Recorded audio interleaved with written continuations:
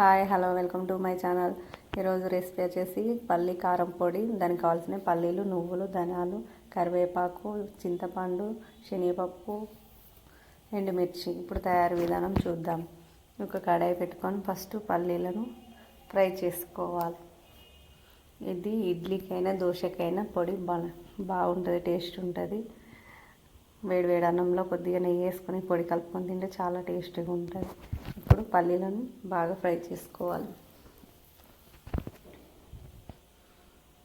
ఇలా కలుపుతూ బాగా వేంపుకోవాలి పల్లీలను.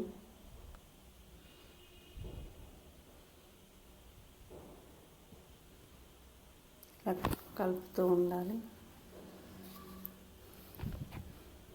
ఇలా ఫ్రై అయ్యాక ఒక ప్లేట్లోకి వేసుకోవాలి.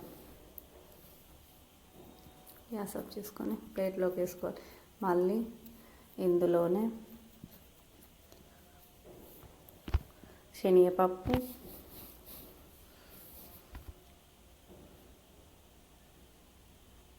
మనం తీసుకున్న శనగపప్పు, నువ్వులు, ధనియాలను బాగా ఫ్రై చేసుకోవాలి. నువ్వులు, ధనియాలు ఇలా బాగా ఫ్రై చేసుకోవాలి. పచ్చివాసన పోయాక ఆయిల్ లేకుండా వేస్తున్నాం కదా, కొంచెం లో ఫ్లేమ్లో పెట్టుకొని ఫ్రై చేసుకోవాలి. ఇలా ఫ్రై అయ్యాక ముందుగా ఫ్రై చేసి పెట్టుకున్న పల్లీలలో ఈ ఫ్రై చేసుకున్న పప్పు దినుసులను వేసుకోవాలి ఇందులో. ఇప్పుడు మళ్ళీ స్టవ్ వెలిగించుకొని కడాయి పెట్టుకోవాలి. లో ఫ్లేమ్లో పెట్టుకొని కడాయి పెట్టుకొని 2 టేబుల్ స్పూన్ల ఆయిల్ వేసుకోవాలి.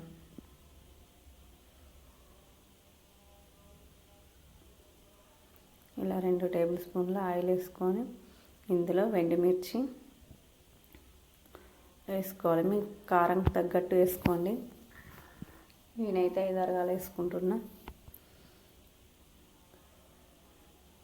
ఇలా వేసుకున్నాక ఇవి కొంచెం ఫ్రై అయ్యాక ఇందులోనే కరివేపాకు వేసుకొని ఫ్రై చేసుకోవాలి.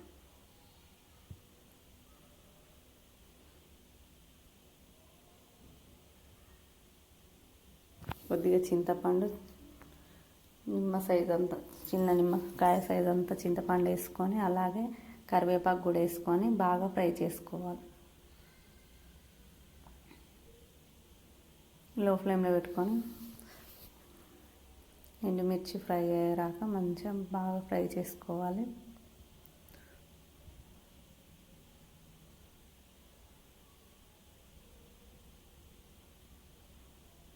మాడకుండా ఫ్రై చేసుకోవాలి బాగా. ఇలా ఫ్రై అయ్యాక గ్యాస్ ఆఫ్ చేసుకోవాలి. సారీ ఫ్రెండ్స్, వీడియో తీస్తుంటే అటు ఇటు తిరిగాను.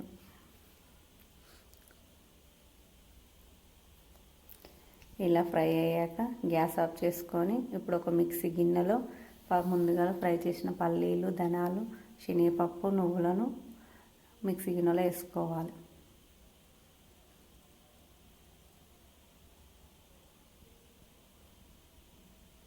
ఇలా అన్నీ వేసుకున్న తర్వాత ఇందులోనే 5-6 వెల్లుల్లి వేసుకోవాలి.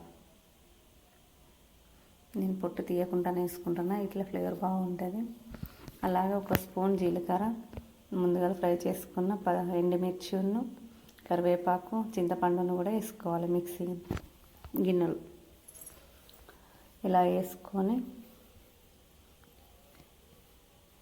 ఇలాగ మొత్తం మిశ్రమాన్ని వేసుకోవాలి. వేసుకున్న తర్వాత ఒక టేబుల్ స్పూన్ సాల్ట్ వేసుకొని కచ్చపచ్చగా బాగా మెత్తగా కాకుండా బరుకులు పట్టుకోవాలి. కొంచెం కచ్చపచ్చగా మిక్సీ పట్టుకోవాలి. సారీ ఫ్రెండ్స్, చెప్పడం మర్చిపోయినా, కారం కూడా కొంచెం యాడ్ చేశాను. ఇలా పొడిలాగా చేసుకొని ఒక నెల రోజులు నిల్వ ఉండే ఒక డబ్బాలో స్టోర్ చేసుకుంటే ఒక నెల రోజుల వరకు ఫ్రెష్గా బాగుంటుంది టేస్ట్. ఈ వీడియో కనుక నచ్చినట్లయితే లైక్, షేర్, కామెంట్, మరిన్ని వీడియోల కోసం మా ఛానల్ సబ్స్క్రైబ్ చేసుకోండి. మీరు కూడా ట్రై చేయండి ఫ్రెండ్స్ ఒకసారి. Thank you.